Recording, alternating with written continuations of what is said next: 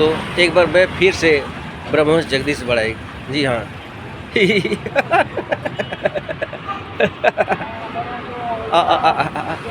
अरविंद केजरीवाल, जी हाँ, आम आदमी का पार्टी का मुखिया आज चुनाव हार गया। कितना बेशर्म लगा होगा उसको, जी हाँ। मुझे तो उनके डिग्री पर हंसी भी आ रहा है। पता नहीं दिल्ली वासी क्यों उनको 10 साल तक झेले। जी हाँ दोस्तों, अरविंद केजरीवाल हमेशा मोदी जी को अनपढ़ गंवार कहते थे, उनका डिग्रियां मांगते थे। मैं मानता हूँ आपके पास डिग्रियां हैं, बीटेक किए हैं आप, जी हाँ, आप IRS में थे, इंडियन रेवेन्यू सर्विस। इतना सारे नॉलेज होने के बाद भी कहीं ना कहीं मुझे लगता है आपके पास वो नॉलेज नहीं था, आपको राजनीतिक नॉलेज नहीं था। जी हाँ, वो तो आना हजारे के चक्कर में आप एक बार CM बन गए, फिर अब दोबारा भी झूठ के सहारा से बन गए। पर अफसोस, आप सोच रहे थे कि मैं तो इतना पढ़ा लिखा हूँ, बाकी दिल्ली के पब्लिक या देश के पब्लिक तो बोका चौधा हैं। मैं मानता हूँ आप टेक्निकल पढ़े हैं, पर हम लोग आम आदमी जनरल पढ़े हैं, इतना बेवकूफ़ नहीं है। ये पब्लिक है, ये सब जानते हैं। शीश महल में रहने वाला आदमी को हम लोग आम आदमी कैसे माने? हाँ, अरे आम आदमी तो हम हैं जी, जिसका इनकम मिनिमम 20,000 से नीचे है, वही ना आम आदमी है।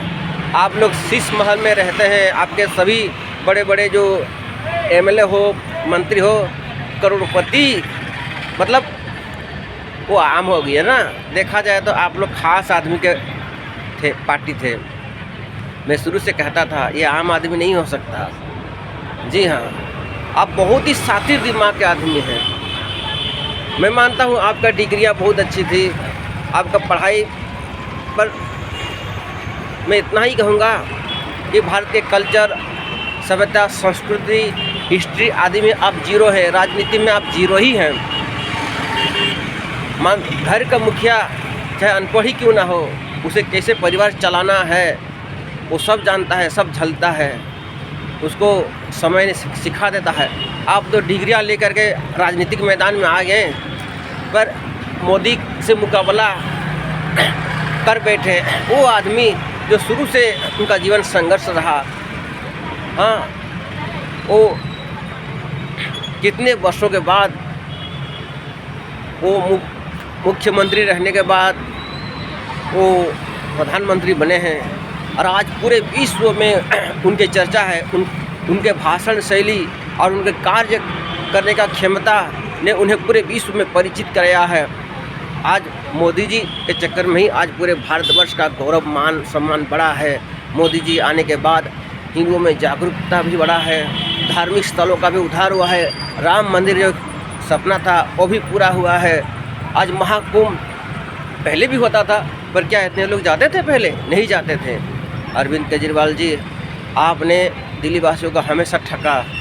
जी हाँ, झूठे वादे किए, हाँ, बस भरा कर दिए माँ, वो भी उन रईस लेडीज़ों का। जी हाँ, बिजली पानी सब फ्री, पर कौन सा इलाका में आप देते थे फ्री? कितने मकान दिए हैं? ये जनता आपको हिसाब मांगेगा। आप सिर्फ दारू बेचने वाला नेता ही हैं, सिर्फ दारू बेचने वाला नेता ही रूप में कहा जाएगा। वहाँ आप दिल्ली वासियों को, और पंजाब में जो आपका सरकार है, वो सिर्फ दारू बेचना जानते हैं और शायद लॉटरी। एक समय में आप कहते थे कि मेरे नानी जी कहा करते थे कि बेटा अरविंद, अयोध्या मत जाना, वहाँ मंदिर बन रहा है, मंदिर बन के क्या होगा? अरे हॉस्पिटल बनता तब ना तुम जाता हुआ इलाज करने। ये आपका नानी कहती थी या आप कहते थे? ये तो समझ से परे है। आप दुनिया के सबसे बड़े ईमानदार, भारत के सबसे बड़े ईमानदार नेता बनने चले थे। एक समय में आप सभी पार्टी को चोर कहे थे, चोर। कांग्रेस को भी आप नहीं बख्शे थे, अपने साथी जो है सब पार्टियों को आपने चोर चोर मसेरा भाई कहते थे। आप सोचते थे कि मैं ही ईमानदार हूँ और बाकी सब गद्दार हैं। पर सच तो ये है कि आप ही गद्दार हैं। आपकी पढ़ाई से नहीं लगता कि आप एक पढ़े लिखे आदमी हैं। आपका ब्रेन को वाश कीजिए, इस हार से आप सबक लीजिए। और मैं तो आपको निवेदन करूंगा कि हो सकता है आप राजनीति से संन्यास ले लें, क्योंकि दोबारा मौका आपको शायद नहीं मिलेगा दिल्ली वासी में। क्योंकि जब एक बार बीजेपी जहां आ जाता है ना, वहां 20 साल तक तो राजनीति करता है, तब तक तो आपका राजनीतिक करियर ही ख़त्म हो जाएगा। पर मैं एक बात कहना चाहता हूं कि अपने आप को ज़्यादा होशियार मत समझिए।